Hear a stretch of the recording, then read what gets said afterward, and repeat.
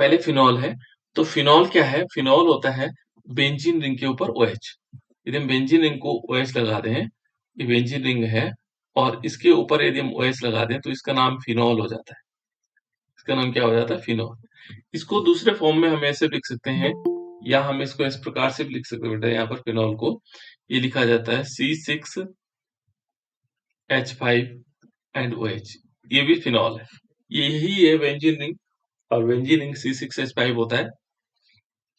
और वैसे तो बेंजीन रिंग होता है C6H6, लेकिन यहाँ पर एक हाइड्रोजन हट करके वहां पर OH रिप्लेस कर देता है इसको। ये क्या हो जाता है? फिनॉल हो जाता है। ठीक है ना, ये हमारे पास फिनॉल आ जाएगा। तो फिनॉल तो ये है, बेंजीन रिंग के ऊपर OH लगना। चलो कुछ सामान्य पद्धति है बेटा।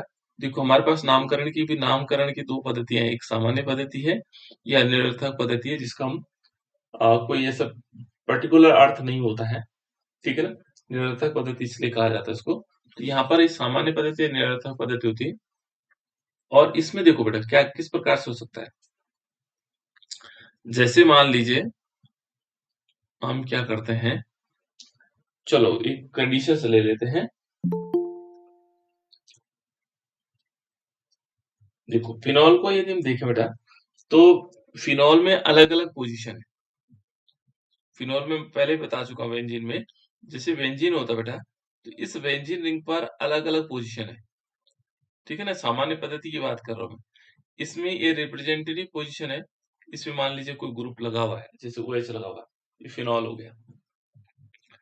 ये वाला जो पोजीशन है बेटा, ये जो दो पोजीशन है, इनको कहते हैं ऑर्थो। क्या बोलते हैं बेटा इनको? ये ऑर्थो पोजीशन। कौन सी पोजीशन है? क्या बोलेंगे इनको? ऑर्थो।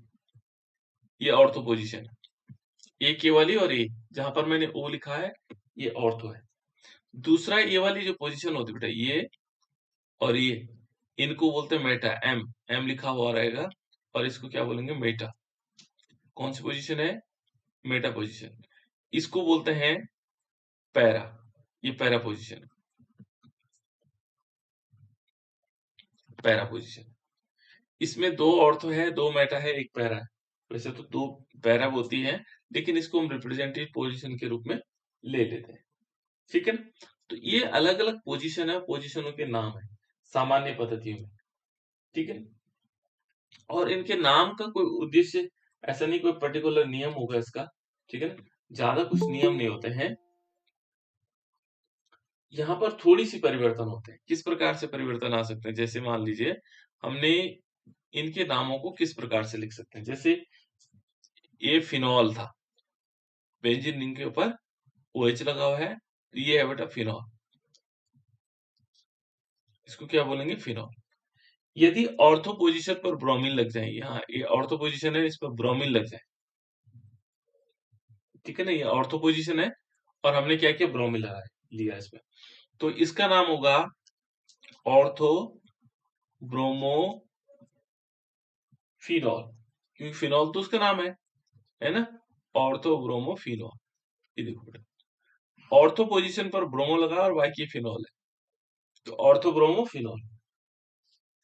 मान लीजिए यहाँ हम बेंजीन रिंग लेते हैं, और यहाँ ऊपर लगा हुआ OH, और यहाँ ठीक नीचे लगा हुआ है NO2। इसका नाम क्या होगा बेटा? कोई बता सकता है इसका नाम क्या होना चाहिए? Ortho para nitrate. ऑर्थो, ये ऑर्थो होगा बेटा? बोलो बोलो, सही बता रहे पैरा हो? हैं? Sir, para nitrate. हाँ बिल्कुल। फिनॉल। इसको ये नाइट्रो ग्रुप होगा बेटा। क्या होगा इसको? नाइट्रो पढ़ेंगे। इसको NO2 के यहाँ पर क्या पढ़ते हैं? नाइट्रो, है ना। तो पैरा पोजीशन पर नाइट्रो लगा हुआ है, पैरा नाइट्रो, और ये क्या आ जाएगा? फिनॉल आ जाएगा, पैरा नाइट्रो फिनॉल। अब फिनॉल इसलिए कहा जा रहा है क्योंकि फिनॉल पोजीशन पर लगा हुआ है, देखो देखो, है ना, ये फिनॉल अपने आप में। तो पैरा पोजीशन पर नाइट्रो ग्रुप लगा और फिनॉल बना। दूसरा एक और देखते हैं। देखो जैसे माना हमने बेंजीन रिंग लिया, और बेंजीन रिंग पर क्या है? OH है ऊपर, यहाँ OH है, लेकिन इसके जो है इस पोजीशन पर NH2 है, तो इसका नाम क्या होगा?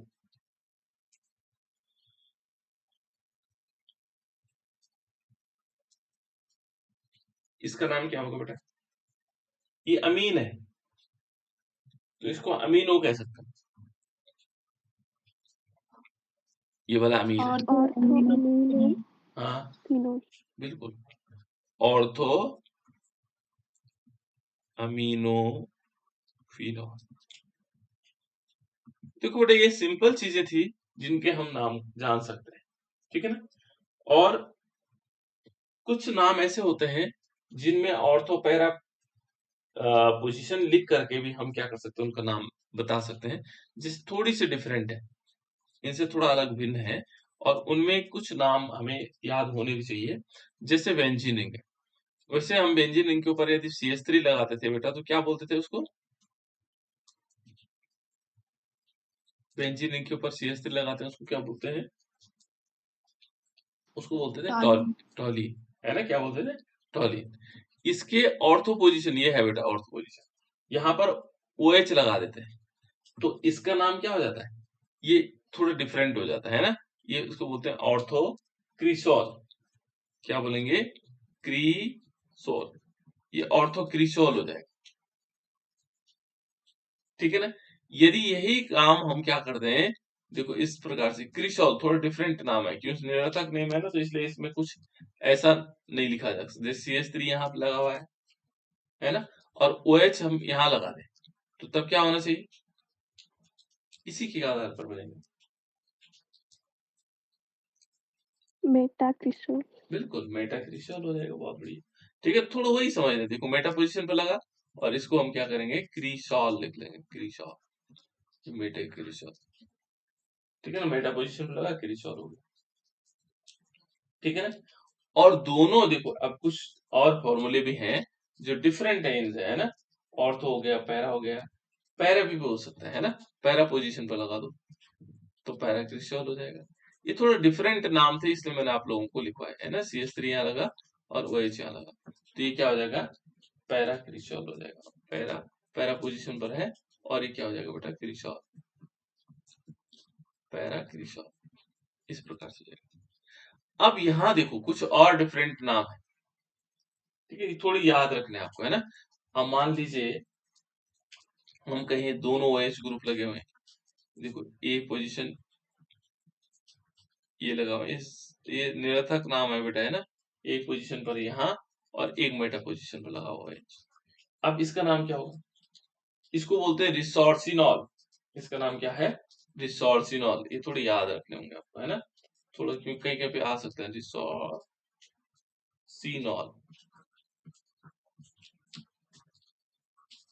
रिसोर्सिनॉल, इस टाइप से हम रिसोर्सिनॉल लिख सकते हैं, है ना।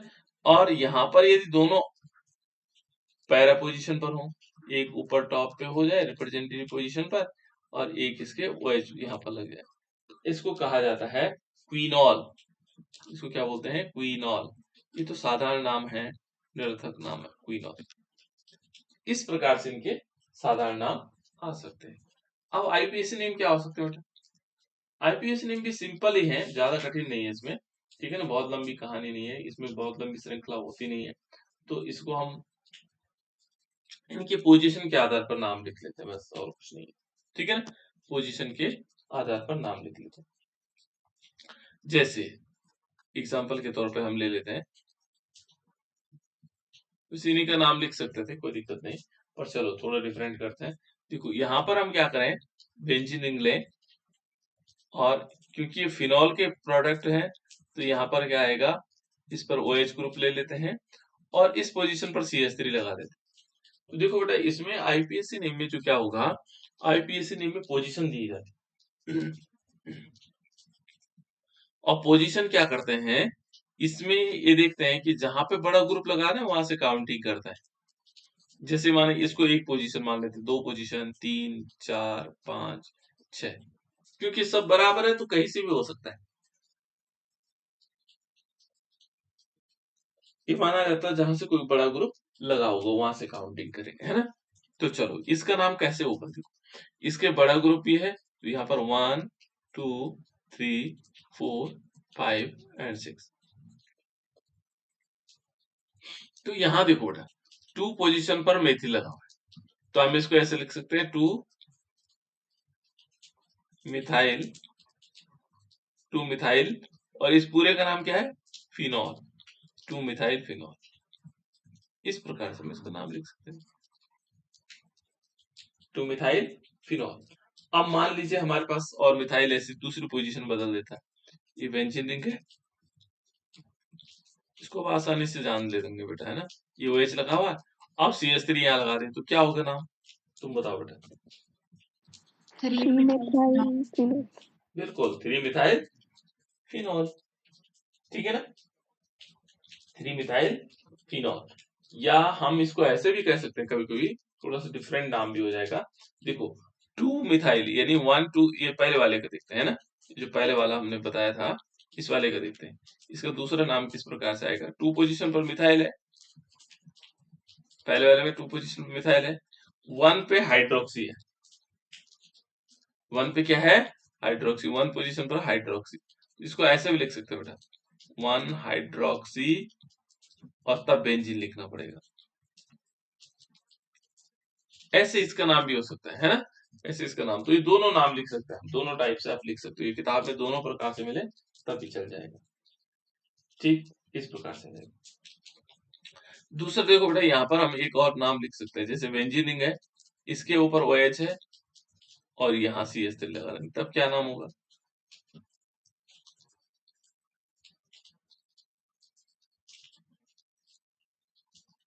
Four methyl 1 hydroxy benzene. बिल्कुल 4 मिथाइल 1 हाइड्रोक्सी बेंजीन भी कह सकते हैं, या दूसरा नाम क्या हो सकता है? 4 मिथाइल फिनॉल भी हो सकता है, 4 मिथाइल फिनॉल भी हो सकता है, दोनों नाम हो सकते हैं, है ना। तो इस प्रकार से आ जाएंगे। अब थोड़ा सा डिफरेंट नाम होंगे बेटा, जैसे मान लीजिए दो दो पोजीशन पर एक एक नाम हो, है ना, अलग अलग। जैसे मान लीजिए हमने एक लेते हैं फिनॉल, यहाँ OH लगा देते हैं, और एक तो है बेटा इस पोजीशन पर NO2, और एक है इस पोजीशन पर NO2। इसका नाम क्या होगा? दूसरा लिख दे रहा हूँ, दूसरा भी, इसका नाम क्या होगा? उसका नाम बताओ तब तक आप लोग, तो मैं दूसरा लिख रहा हूँ। NO2 की क्या बोलते हैं?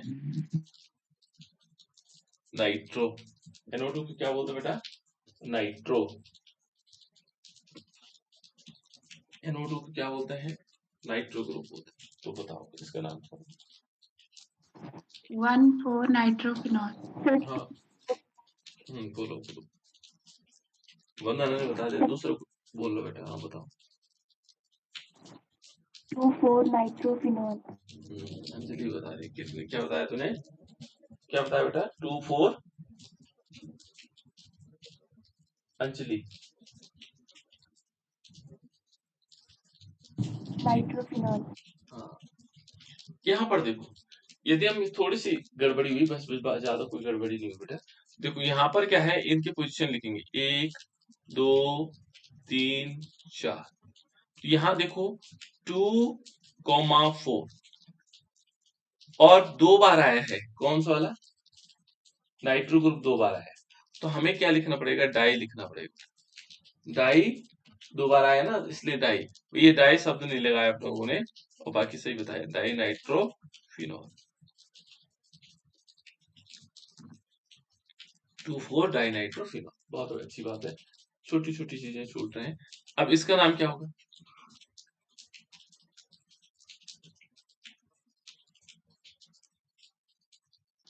2, 4, 6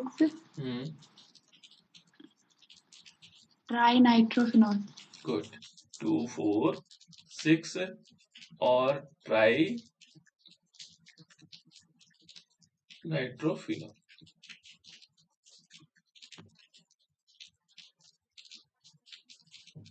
इस प्रकार से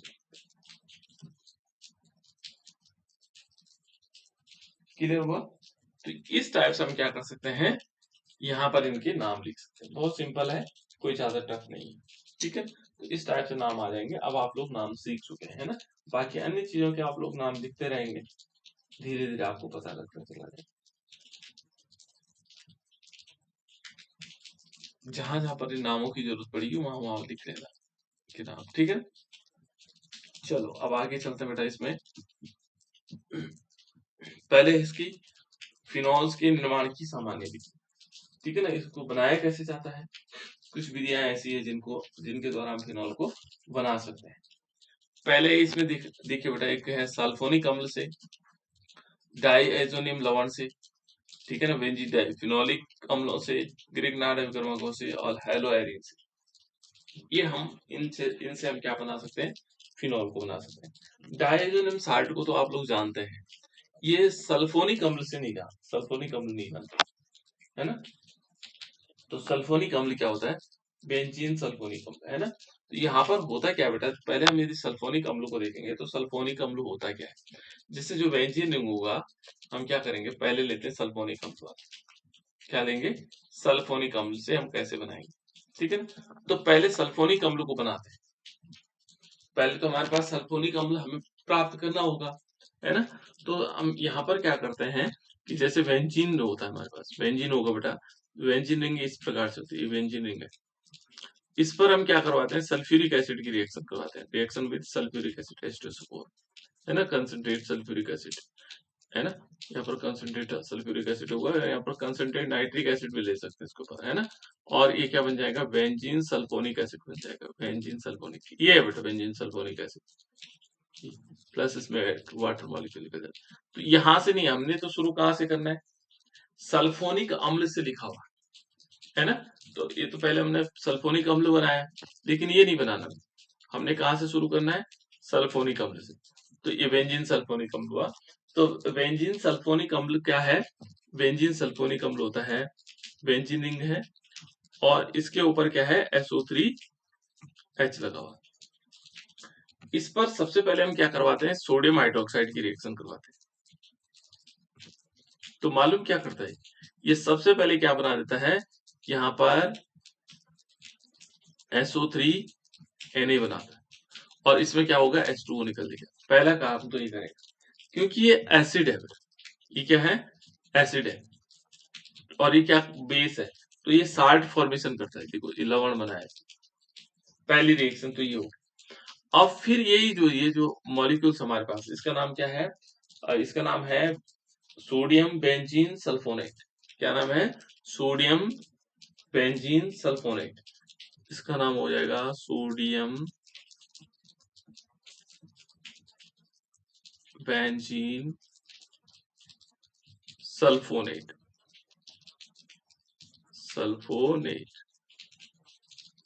ये हो जाए बेंजीन सल्फोनेट, है ना। तो अब जब ये बन जाए, ये हो जाए, इस पर हम NaOH की रिएक्शन करवाएंगे, इस पर क्या करवाएंगे, NaOH की रिएक्शन करवाएंगे। किसकी रिएक्शन करवाएंगे, 2 मॉलिक्यूल ले लेंगे सोडियम हाइड्रोक्साइड, NaOH को क्या बोलते हैं, सोडियम हाइड्रोक्साइड। बेटा ये मैंने प्रैक्टिकल रूम में 11th वालों को सोडियम हाइड्रोक्साइड को हमने फ्लक्स लिए थे और उसको हमने पानी में डाला था, गर्म हुआ था, एक्सोथर्मिक रिएक्शन हुआ। ये सोडियम हाइड्रोक्साइड वही वाला है ना। ये क्या है, सोडियम हाइड्रोक्साइड। और इसको जब हम क्या कराएंगे, इससे अभिक्रिया करवाएंगे तो ये क्या बनाएगा, ये बना देगा बेंजीन होगा और बेंजीन के ऊपर क्या होगा, ONA हो जाएगा और इसे हम पहचानते भी हैं। क्या नाम है बेटा इसका, इसका नाम क्या है, बेंजीन के ऊपर हमने ONA लगा दिया, तो इसको क्या बोलते हैं हम, याद है आप लोगों को, बताओ। देखो CH3ONA क्या होता है, सोडियम मेथॉक्साइड।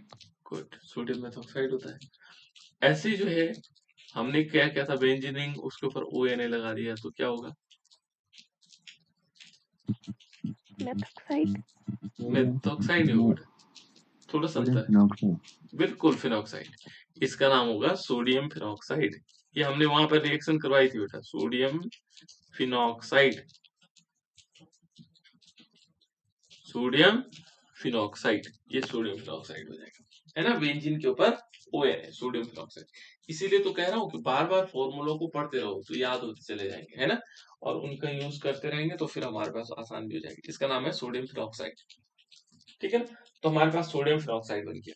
जब सोडियम फिनॉक्साइड बन जाएगा बेटा, हमें तो क्या बनाना है, हमें तो फिनॉल चाहिए, है ना। तो हम जो सोडियम फिनॉक्साइड बन जाए, बेंजीन रिंग के ऊपर ONA आ जाए, ये देखो ये प्राप्त हो गया हमें, बेंजीन रिंग थोड़ा टेढ़ा मेढ़ा बना हुआ है ना, प्लस इसमें HCl की रिएक्शन कराएंगे, हाइड्रोक्लोरिक एसिड की रिएक्शन। देखो अब जब हम हाइड्रोक्लोरिक अम्ल की रिएक्शन कराएंगे, ऊपर टेम्परेचर लिख लेना बेटा, इसमें 573 से लेकर के 623 केल्विन तक होता है, इतना टेम्परेचर चाहिए उसको, है ना, संकलन उसको। यहाँ HCl की रिएक्शन करवाएंगे तो ये क्या बन जाएगा, एक तो बन जाएगा यहाँ पर बेंजीन रिंग के ऊपर OH होगा, और इसका नाम क्या होगा, बेंजीन रिंग के ऊपर OH वाले का नाम क्या होगा, और प्लस NaCl, हाँ NaCl, इसको बोलते हैं बेटा फिनॉल, इसको क्या बोलते हैं, फिनॉल। ये फिनॉल बन जाएगा, है ना, फिनॉल बन जाएगा, साथ साथ में NaCl निकल जाएगा। तो हमने फिनॉल बना दिया, किसके द्वारा, सल्फोनिक अम्ल के द्वारा हमने क्या किया, फिनॉल बनाया, ठीक है ना। सल्फोनिक अम्ल के द्वारा हमने किसको बनाया, फिनॉल को बनाया। इस प्रकार से हम फिनॉल बना सकते हैं। दूसरा देखो बेटा, हम किससे बना सकते हैं, और दूसरी जो हमारे पास रिएक्शन है वो है डाईएजोनियम साल्ट से, ये लवण से, है ना, डाईएजोनियम साल्ट, ये लवण, ठीक है ना, फ्रॉम डाईएजोनियम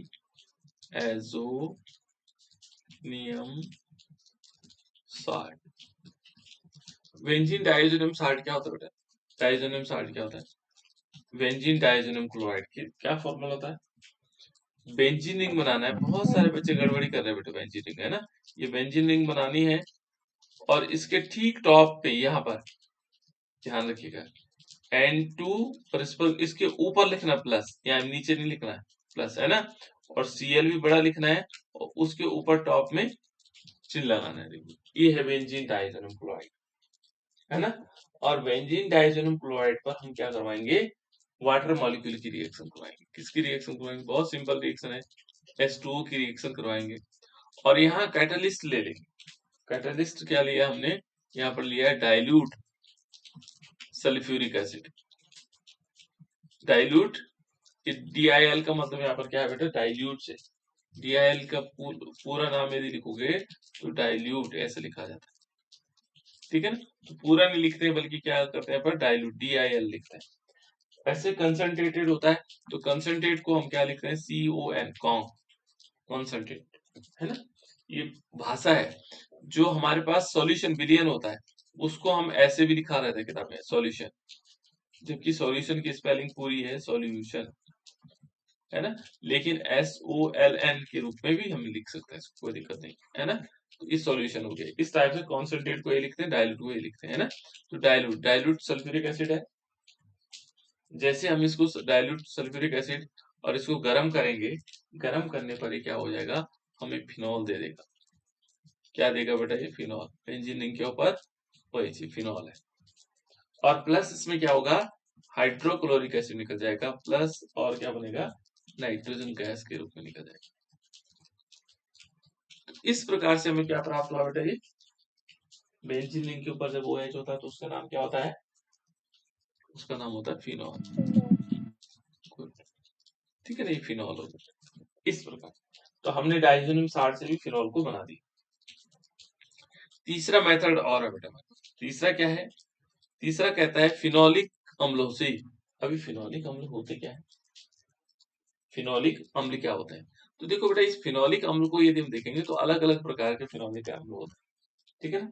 यदि हम इसको पहले एक देखते हैं कि जैसे हमारे पास फिनॉल तो है ही, इसमें फिनॉल है, लेकिन इसका एसिड है, तो यहाँ पर जैसे मान लीजिए हमने ये लिया और इसका अम्ल जो है ये वाला है, ये फिनोलिक अम्ल होता है, ठीक है ना, ये फिनोलिक अम्ल है।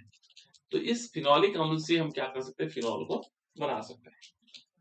इसमें क्या होता है कि देखो पहले हम फिनॉल लेते हैं बेटा, फिनॉल, और फिनॉल को हम क्या करेंगे, रिएक्शन करवाएंगे। देखो कैसे कैसे होगा, देखो फिनॉल है इस प्रकार से OH। इस यहाँ पर जो लेंगे हम, यहाँ पर लेंगे सोडियम सैलिसिलेट लेंगे। सोडियम सैलिसिलेट का मतलब यहाँ पर COONA। इसका नाम क्या है बेटा? Sodium salicylate. सोडियम सैलिसिलेट है ना, सोडियम सैलिसिलेट। तो सोडियम सैलिसिलेट को लेंगे, बेंजीन रिंग के ऊपर OH है और यहाँ पर क्या है? COONA है। इसको हम क्या करते हैं बेटा? इसकी रिएक्शन करवाते हैं हम सोडियम हाइड्रोक्साइड, और सोडियम हाइड्रोक्साइड यहाँ पर लेंगे सोडा लाइम, इसको बोलते हैं सोडा लाइम। अब सोडा लाइम क्या कब होगा? जब सोडियम हाइड्रोक्साइड को कैल्शियम ऑक्साइड की उपस्थिति में करवाते हैं, देखो लाइम वाटर की उपस्थिति में करवाते हैं, तब जाकर के इसका नाम क्या हो जाता है? Soda lime. Sodium hydroxide plus lime है ना, तो सोडा लाइम होता है। और सोडा लाइम के साथ जब अभिक्रिया करवाते हैं तो ये तो उड़ ही जाता है, यहाँ से हट जाता है, लेकिन ऊपर भी क्या हो जाता है? इसमें बेंजीन रिंग के ऊपर यहाँ पर बन जाता है ONA, और प्लस ये यहाँ क्या हो जाएगा?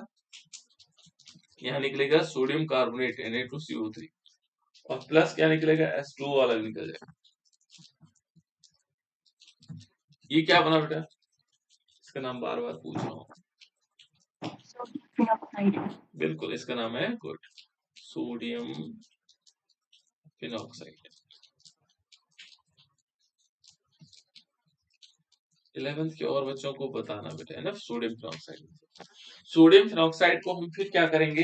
हाइड्रोक्लोरिक एसिड के साथ रिएक्शन करवाते हैं और ये किस में कन्वर्ट हो जाएगा? इस प्रकार से हमने ONA लिया सोडियम फिनॉक्साइड, और यहाँ पर हम क्या लेते हैं? Hydrochloric acid. हाइड्रोक्लोरिक एसिड जैसे अभिक्रिया करता है तो ये किस में कन्वर्ट हो जाएगा? ये फिनॉल बना देगा और प्लस NaCl। देखो ये बहुत सिंपल रिएक्शन है इसकी, कोई कठिन रिएक्शन नहीं। नेक्स्ट है बेटा ग्रिग्नार्ड अपकर्मक से। तो आप लोग ग्रिग्नार्ड अपकर्मक को तो जानते हैं, पहचानते हैं ना? ग्रिग्नार्ड अपकर्मक क्या होता है बेटा? RMGX। बिल्कुल सही कहा इन्होंने, ये है RMG और X, ये ग्रिग्नार्ड रिएजेंट बेटा। लेकिन ये हमारे पास एलिफेटिक है बेटा। क्या है? एलिफेटिक। इसको हम बोलते हैं एलिफेटिक कंपाउंड्स। यहाँ पर R की जगह हम CH3 लेते हैं, लेकिन हमें एरोमेटिक ग्रिग्नार्ड रिएजेंट चाहिए, तो यहाँ थोड़ी सी हमें परिवर्तन करना पड़ेगा। ARMGX। AR मीन्स यहाँ पर क्या होगा? एरोमेटिक रिंग होगी, है ना, बेंजीन रिंग होगी। तो इस टाइप से आप देखो, यहाँ एक नया कंपाउंड है, बोलते हैं उसको भी एरोमेटिक, क्या बोलते हैं? ग्रिग्नार्ड रिएजेंट, है ना। यहाँ पर हम क्या करेंगे? हम बेंजीन रिंग ले लेंगे, ठीक है ना, और Mg और Br, ये भी ग्रिग्नार्ड रिएजेंट है। ये भी क्या है? इसको भी क्या बोलेंगे हम? ग्रिग्नार्ड रिएजेंट, है ना। या हम कह सकते हैं phenyl magnesium bromide. Phenyl magnesium bromide, इसको नाम क्या है? फेनिल मैग्नीशियम और ब्रोमाइड, ब्रोमाइड हो जाएगा, है ना, फेनिल मैग्नीशियम ब्रोमाइड हो जाएगा। या दूसरा नाम क्या होगा बेटा इसके? Grignard reagent. Grignard reagent, Grignard reagent, है ना, ये ग्रिग्नार्ड रिएजेंट हो जाएगा। इसकी अभिक्रिया हम क्या कराएंगे? तो यहाँ पे गड़बड़ हो गया बेटा, है ना, इसलिए मैं छोटे छोटे लिख रहा था, फिर भी गड़बड़ हो गई। चलो ये देखो, ये बेंजीन रिंग है, फिर इसको हम समझ लेंगे ऐसे, और यहाँ पर क्या आएगा? MgBr, ये भी ग्रिग्नार्ड रिएजेंट है, ठीक है ना।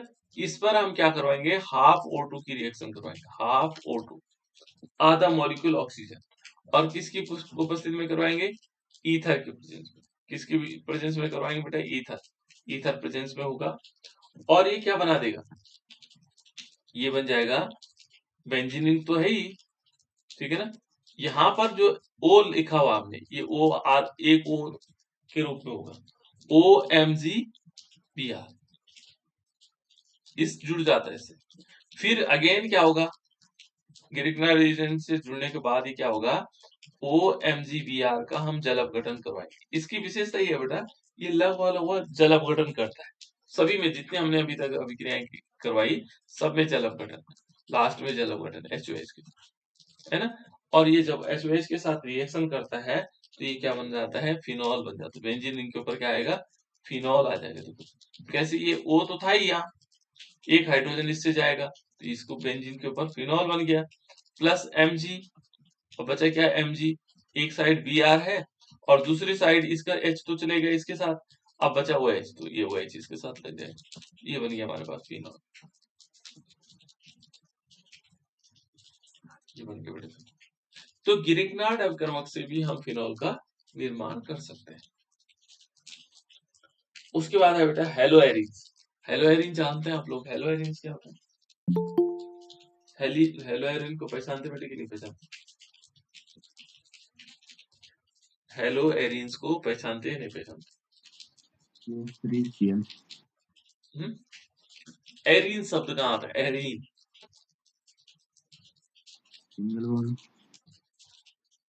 हेलो एल्केन्स तो आप लोगों ने सही बोला, CH3Cl है। एरोमेटिक।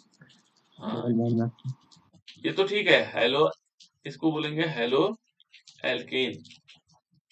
हेलो एरीन्स क्या हुआ, हेलो एरीन, मैं सुन रहा हूँ, अब बता भी सर रहे हैं। बेंजीन रिंग के ऊपर Cl।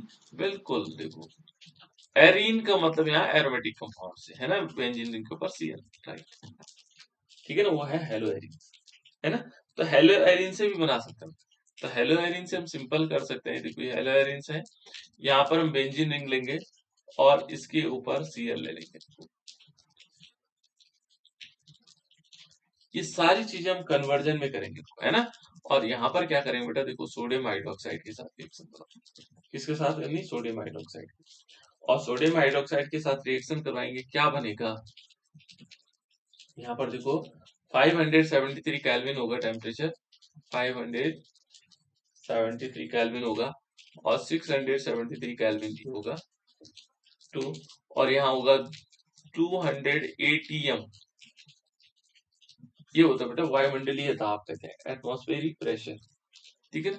तो यहाँ क्या होगा, ये देखो ये क्या बन जाएगा, यहाँ पर जो बेंजीन रिंग होगा और इस बेंजीन रिंग के ऊपर क्या बन जाएगा, ONA बनेगा, ONA, क्योंकि यहाँ से Na यहाँ चला जाएगा और क्या निकलेगा, ONA बनेगा, और क्या निकलेगा बेटा, इसमें HCl निकल जाएगा, HCl, H बचा था ना, HCl के ऊपर।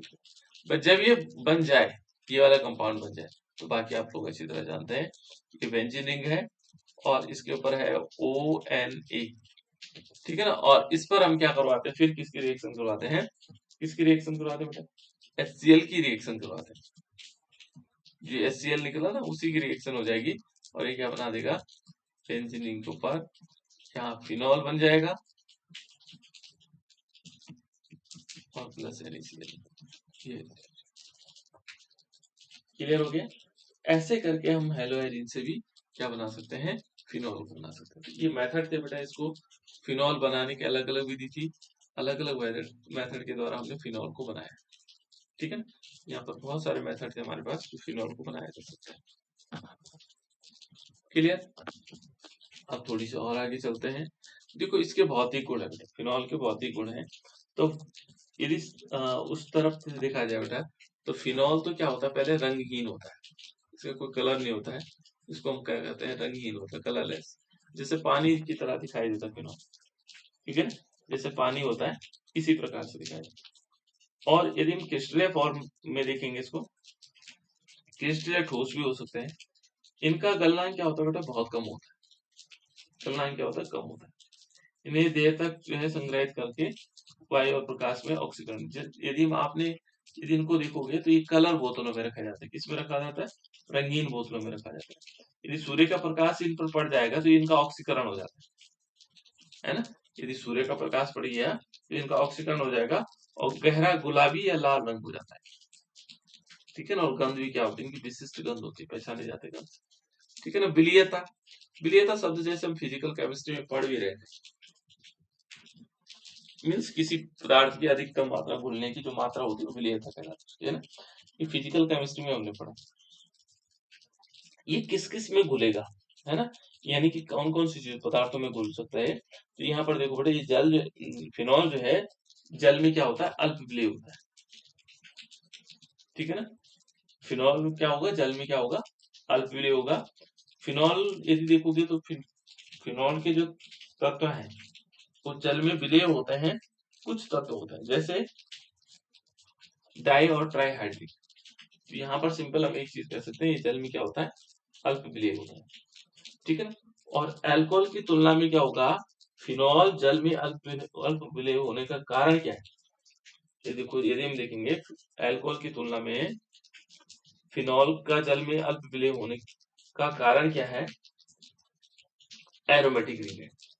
देखो बेटा यहाँ पर हमने दो चीजें, देखो यहाँ एक क्वेश्चन बनता भी है ना, कि यहाँ यदि हम देखेंगे दो ग्रुप है हमारे पास, एक है CH3 CH2 OH, ये तो है एथेनॉल, ठीक है। दूसरा है फिनॉल, और यहाँ प्रश्न बनता भी है इसमें हमेशा, इस पर बनता है, ये क्या है बेटा, फिनॉल है। ये हमसे ये पूछता है कि ये तो जल में विलेय है, ये जल में क्या है, विलेय है, लेकिन ये जल में विलेय नहीं, अल्प विलेय, कम विलेय। तो ऐसा क्यों, जबकि दोनों में OH ग्रुप है, यहाँ पर भी OH ग्रुप है, यहाँ पे OH ग्रुप, ठीक है ना। तो किसी को मालूम है इसका आंसर, मालूम है, हाइड्रोजन बॉन्डिंग। हाँ हाइड्रोजन बॉन्डिंग है बेटा। किसके साथ हाइड्रोजन बॉन्डिंग होती, यहाँ देखो, मेरा प्रश्न समझ में आया, ये एथेनॉल जल में घुल जाता है, जल में क्या है, विलेय, ठीक है ना। लेकिन फिनॉल अल्प विलेय है, कम घुलता है, इसमें जल में अल्प विलेय है। तो ऐसा क्यों हुआ होगा, जबकि दोनों में OH ग्रुप है। यदि हाइड्रोजन बॉन्डिंग बनाता तो ये भी बना लेता, ये इसने तो बनाई है खैर हाइड्रोजन बॉन्डिंग, है ना। यहाँ पर हम लिख भी सकते हैं बेटा, ठीक आंसर तुमने सही दिया था, कि यहाँ पर यदि देखोगे तो जो हमारे पास क्या है, एल्कोहल है, एल्कोहल यानी कि जो हमारे पास CH3 CH2 OH है, एथेनॉल है, ये जल के साथ क्या बनाता है, जल के साथ हाइड्रोजन बॉन्डिंग बनाता है, हाइड्रोजन बॉन्डिंग बनाता है, ठीक है बेटा, हाइड्रोजन बॉन्डिंग बनाता है। कौन कौन बनाता है, कौन बनाता है बेटा, एल्कोहल, ठीक है ना। तो फिनॉल को भी हाइड्रोजन बॉन्डिंग बनानी चाहिए,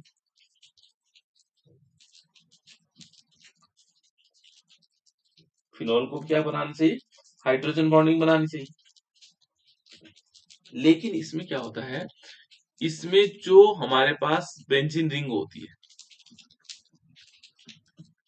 ये जो बेंजीन रिंग है, ये क्या करती है, ये इस ऑक्सीजन को तो अपनी ओर खींच लेती है, ये वाली रिंग, है ना, और इसमें जो नेगेटिव चार्ज है उसके इलेक्ट्रॉन को अपनी ओर खींचेगा।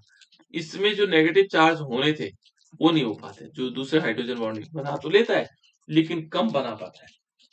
एक फिनॉल जल के साथ हाइड्रोजन बॉन्डिंग बनाने की प्रवृत्ति रखता तो है लेकिन बहुत कम मात्रा। लेकिन क्या होता है, इसमें जो एरोमेटिक रिंग होगी, एरोमेटिक रिंग क्या होती है, जल विरोधी होती है, क्या होती है, जल के विरोध में रहती है। और यह देखा गया कि इसमें जो हाइड्रोजन बंध है वो कम प्रभावशाली होता है, ठीक है ना, इसलिए क्या नहीं माना जाता है, ये अल्प विलेय। समझ में आया, यहाँ पर जो बेंजीन रिंग है वो क्या है, द्रव विरोधी है, यानी कि हाइड्रोफिलिक वाली है ना, हाइड्रोफोबिक है, जल विरोधी है, इसको हम ऐसे लिख सकते हैं। जो यहाँ बेंजीन रिंग है वो क्या है, जल विरोधी है, इसलिए क्या होगा, OH आयन बनाता तो है हाइड्रोजन बॉन्डिंग लेकिन बहुत कम बनाता है ना, इसलिए क्या माना जाता है कि अल्प विलेय है। ये क्वेश्चन आएगा बेटा, ध्यान रखो, जल विलेय है, ये पूछेगा तो आपको यही लिखना है, क्या लिखना है, ये जो CH3 CH2 OH है हमारे पास, ये क्या है, जल के साथ हाइड्रोजन बॉन्डिंग बना लेता है।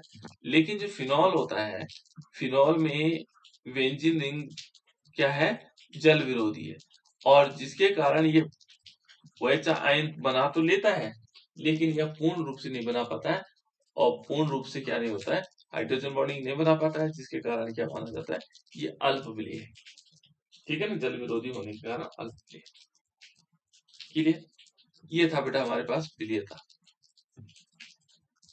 ठीक है, दूसरा इसमें यदि हम देखें, दूसरा पार्ट देखें इसका, तो क्वथनांक है, बॉइलिंग पॉइंट है जिसको हम बोलते हैं। क्या बोलते हैं बेटा? बॉइलिंग पॉइंट, जिस पर कोई चीज उबलती है ना, बॉइलिंग पॉइंट। तो यहाँ पर देखो फिनॉल के जो क्वथनांक है, इसमें क्वथनांक में बनता है। सबसे पहले देखते हैं बेंजीन है, C6H6 है, इसका जो क्वथनांक है 353 है, 353। याद नहीं करना बेटा आपको, है ना, केवल ध्यान रखना है, ये मैं समझाने के लिए कर रहा हूँ सीरियस। और मान लीजिए हमने CH3 लिखा, इसका है 384। ठीक है ना, इसके बाद सीधे मैं फिनॉल का लिख लेता हूँ, C6H5OH। ठीक है ना, यहाँ पर ये देखोगे तो फिनॉल है, ये है 450। अलग अलग देखो क्वथनांक सबसे ज्यादा इसका है। तो इसमें क्या होगा, इसमें एक प्रकार का क्या होता है बेटा, कि जो फिनॉल होता है, फिनॉल में अंतरा हाइड्रोजन बंद होता है, अंतर सॉरी इन एक तो होता है इंट्रा, इंट्रा माने एक मॉलिक्यूल दूसरे मॉलिक्यूल से करता है, यह है इंटर मॉलिक्यूलर। क्या है? Inter molecular hydrogen bond, inter molecular hydrogen bond. Inter molecular का मतलब ये हुआ बेटा, एक मॉलिक्यूल दूसरे मॉलिक्यूल के साथ कर रहा है और इसमें फिनॉल ही होगा। तो जैसे यहाँ देखो एक फिनॉल मॉलिक्यूल, ये देखो फिनॉल है, ये मान लीजिए हमने फिनॉल लिया, है ना, फिनॉल पर होता है OH, यानी कि एक H यहाँ निकले इसका, ये ऑक्सीजन यहाँ दिखा। लेकिन ये क्या करता है, ये दूसरा जो कौन सा वाला मॉलिक्यूल होगा, ये मान लीजिए हमने दूसरा ले लिया, ये देखो यहाँ पर भी O और ये बेंजीन गैस है।